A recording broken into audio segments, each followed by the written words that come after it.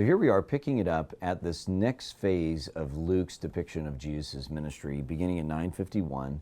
And as I said, Luke sets this up in a way that makes us clear that he's talking more than just about geography. He's setting up a theological reality that Jesus realizes his time is coming to a close. We're going to see when we get to John that it speaks in a similar way, and that it's time for him to be taken up, which is very kind of mysterious language at this point. And then key, he sets his face to go to Jerusalem. And so what you have from 951 through 1927, with another break happening in 1928, is the big section of the journey to Jerusalem for Luke. And it would have been great if earlier saints would have seen this, because that would have been a great place to have chapter breaks at both of those. But instead we have kind of have this weird thing. And so I remember the first time this struck me when I saw on Darrell Bock's big commentary that it was from like Luke, the first volume was Luke 1:1 through 9:50, and I thought that's a very odd break, and it's because that should have been the break in the Gospel of Luke that we missed in the early days of the church. So, but here we are, we can recognize it. And so beginning in 951, you have this journey to Jerusalem. And as I've said, Mark probably gives us this first initial idea of the three-stage journey, and then Matthew and Luke do their own kind of variations on a theme with it. That is, Matthew has us return to Galilee at the end of his geographical overlay usage. Luke, his particular emphasis is on taking that journey to Jerusalem and expanding it. And again, I love to think of those little capsules with the foam dinosaurs in it or whatever you can get at the grocery store, and you put it in water and it expands to much larger. And that's what I always think of 951 through 1927 of Luke. And in that expansion, he adds a lot of his uniquely Lucan material, his L material, which I always feel a little bad, like it's not his loser material, it's particularly good. It's L material, his Lucan things. And even though I'm a Matthew scholar and lover of Matthew, and secondarily, I'm a John scholar, or want to be, and a lover of John. Every time I get to 951 to 1927 of Luke, I'm reminded of how awesome Luke is. There are so many stories in here that we're so thankful that he's given us, stories that are so familiar to our understanding of Jesus. The parable of the Good Samaritan, the prodigal son, or the parable of the two sons, as we'll see, is better. Weird stories too, like the unjust steward, probably the most difficult parable to understand. And all of that is here in this middle section of Luke. And so, again, we always need to remember that even though Mark did a great job, and Matthew and Luke and John aren't trying to replace Mark in terms of rejecting it, there is some degree in which they did sense that there was more to be said, and that there was some rewriting, we'd say in scholarly terms. There's a rewriting of Mark, and then John is in some ways rewriting the synoptic tradition, not in a rejecting way, but a recognition there's more to be said, and there's a particular voice. And so we're very thankful that, again, the early church didn't decide to just have one gospel, but to retain the fourfold witness. And here in Luke, we can highlight a few things that he adds for us. So the first is that he sends out the 70, which is something that is unique to Luke, and is certainly alluding to the Pentateuch and Moses' appointment of the 70 judges with him. He sends them out to go, and they return in 1017 and following. You have some material that's similar, say in 1021, which is similar to Matthew 11, but then you pretty quickly have a unique Lucan parable again, which is the beloved parable of the Good Samaritan in 1025 and following. And, there are many good things to get out of the Good Samaritan. Probably a lot of times we read it mostly, and we use that as kind of just a phrase, the Good Samaritan, to mean doing good things. And there's nothing wrong with that. It's good that we learn from that. But clearly, Luke's point of the Good Samaritan is to emphasize something we've seen in Matthew particularly, and that is the redefinition of the people of God, or to use more Lucan terminology, the inclusion of the gospel going forth to those who are the outcasts. Because the Samaritans were certainly looked down upon by the Jewish people at this time period as half-breeds, as being lesser, not true and faithful Jews, as the remnants of the people who didn't go away in the exile and then intermarried. I mean, they're bad guys from the Jewish perspective. And for the Samaritan to play the role of the faithful character, the righteous one, and the Jewish people not, is clearly Luke's main point. And so that's the main thing we should get from that.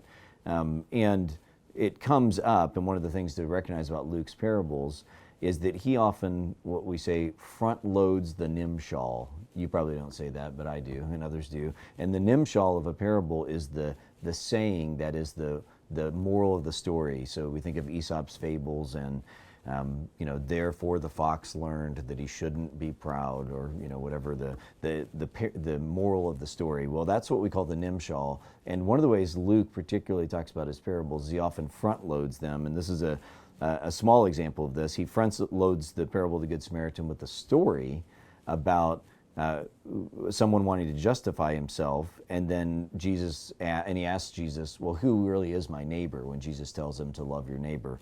And so that is pointing us to understand it. Kind of the front-loaded nimshal helps us think about how to understand the parable that's about to come.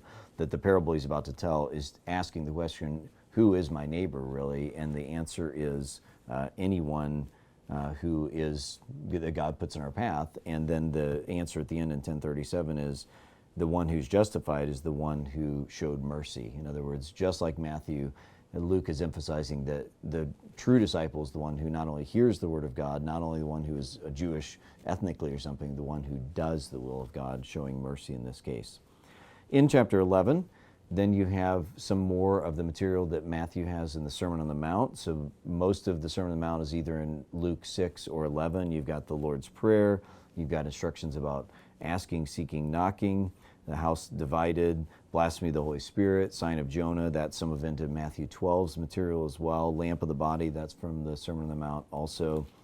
The denouncing of the woes, which are from Matthew 23, are here. So you can see a lot of overlap in material, largely the same wording, sometimes some slight differences that are worth paying attention to.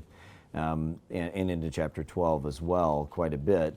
The main thing I want to jump ahead to is in chapter 15, skipping a lot of material that's shared with Matthew and some that's not. But in chapter 15, you get this very famous parable of the prodigal son, which really is far better described as the parable of the two sons. And so a couple things to say about this, and that's of course in Luke 15, 11 and following. The point of calling it the parable of the two sons rather than the prodigal son is because the point is clearly to contrast these two sons and to contrast their reactions to God's grace. That's the real point of the parable of the two sons, is not to so much contrast, or not so much to talk about the fact that a son might go away and come back, which is how, again, kind of like with Good Samaritan, we know the story kind of, and we know the phrase, and we use it in one application. But in the case of the parable of the prodigal son, what it's really about is not so much the prodigal going out and coming back in the first instance. Its main point is about the fact that the other son, the one who never went away, is angry. And you see that in 15:28 and following, that's how the story actually ends. You'd expect the story to end with the prodigal son comes back, the father hugs him, it's just a picture of God's grace, but instead it's that plus it's this colophon, or this tailpiece, that emphasizes this distinction between how people respond to God's grace. Do they respond with rejoicing, or do they respond with reluctance? And then the parable actually ends kind of open-mindedly with the question, how are you going to respond? Now, part of what makes that such a powerful parable is that we realize that actually this parable of the two sons in 15:11 through 32, a quite lengthy one, is actually the third in a series of three parables that are all related. So if you look at it in 15:1 through 10, you have a front-loaded nimshal. All the tax collectors and sinners were approaching to listen to him. The Pharisees and the scribes were complaining, this man welcomes sinners and eats with them. So he told them this parable. So we're told that the complaint that is about to explain these parables is that people are upset with Jesus, that he's welcoming sinners and eating with them. Then what you have are two parables that up the ante all the way up into the third one. First, you have someone who has lost one sheep out of 100. And in the second parable, you have one who has lost one coin out of 10. And then in the third parable, you have a father who has lost one son out of 2. There's an intentional escalation. And again, threes are always very good, a good way to write. There's an intentional escalation from one of 100, one of 10, and one of 2. And if you look at how the first and second parables end, they end in the exact same way, that when the thing that's lost is found, there's great rejoicing. And so those two actually set up, and when we interpret and preach and teach from the prodigal son, as we call it, or the two sons, I think it's really important that we pay attention to that earlier context, because it's the key to the prodigal son or the two sons is recognizing the extra piece that goes beyond those first two. So the first one of 100, what's lost is found, rejoicing. Second one of 10, what's lost is found, rejoicing. Third one of 2, what's lost is found, rejoicing and complaining.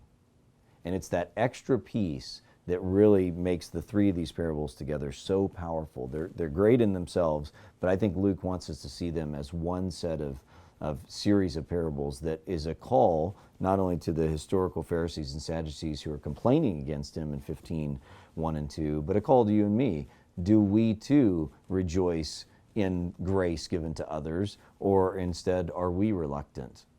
In a lot of ways, it's interesting to read this parable in parallel with Matthew 21-16 and the laborers in the vineyard, a parable we saw in a previous lecture, because in some ways it's got a similar point, in the sense that, are we reluctant? Do we begrudge God's generosity towards others? And I think there's a close parallel here and a strong word to you and me in light of that. So following those parables, then we get another uniquely Lucan parable, which I'm not going to explain to you because, like everyone else, I don't really know what it means. And that's in Luke 16, the parable of the dishonest manager. As I said, it's actually the most complicated to interpret, or the unjust steward. It's the most difficult parable to interpret. I mean, I think we can say some things about it that are clear, but there are elements of it that are troubling to us. And maybe that's part of the point of it. It's kind of a disturbing parable in Luke 16. And I teach a separate class on the parables. You can take that, and maybe we'll get some more discussion there. But for time's sake, let me keep moving on. You have, again, some overlapping stories, some unique here, a lot of uniquely Lucan material. The rich man and Lazarus, the 10 lepers, 5 or only one of whom comes back with gratitude. The parable of the persistent widow, a beautiful one as well, in chapter 18. But what I want to get ahead is to another uniquely Lucan part that ends this section, and that is the story of Zacchaeus. And we know this story from Sunday school and flannel graph, a shorter flannel graph character. But I want to point out that this story is not only just a great, well-told story, but it also has a pretty clear theological point, or several theological points that Luke wants to bring out.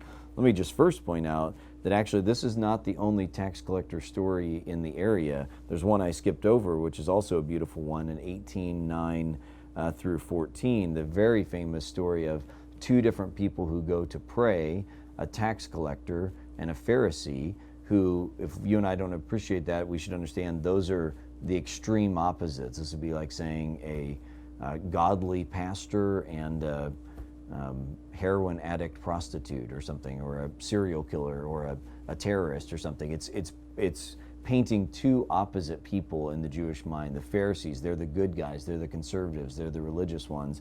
A tax collector, that may not sound like a bad person, but that's someone who, again, has sold out their own country. It's usually a Jewish person who makes their living by extracting taxes for the oppressive government from their own people, and the more they take, the more they make. So it's not a set amount. So if they take 4 times what they're supposed to, they keep 3/4 of that, and they give 1/4 to the Roman government. I mean, they're just horrible people.